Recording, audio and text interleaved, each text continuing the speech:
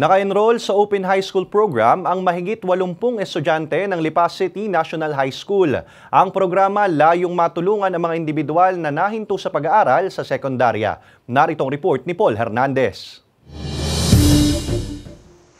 Hindi na ipinagpatuloy ng 38 anyos na si Rico ang pag-aaral nang makatapos siya ng grade 6 kaysa mag-high school. Sa pagbabanat na ng buto na niya, ginugol ang mga oras niya. Ang maga kasing nawala yung magulang ko. Kaya hirap na din kami sa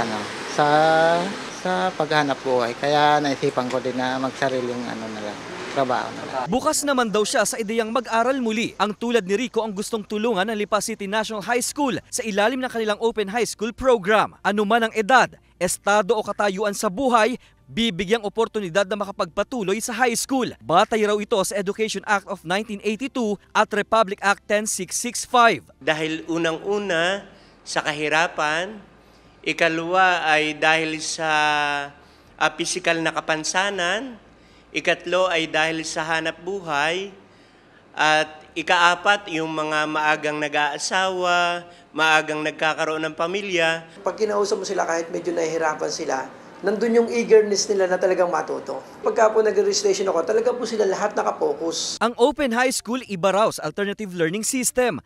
Parang regular na klase raw ito. Tuwing Sabado, mula alas 6:30 ng umaga hanggang alas 4 ng hapon, ang face-to-face classes. At distance learning naman sa weekdays. May mga gamit sa paaralan na napakikinabangan ng mga nanay na nagdadala ng anak sa klase. Napatigil po ako ng pag-aaral noon nung nag-umpis po ako sa aking panganay.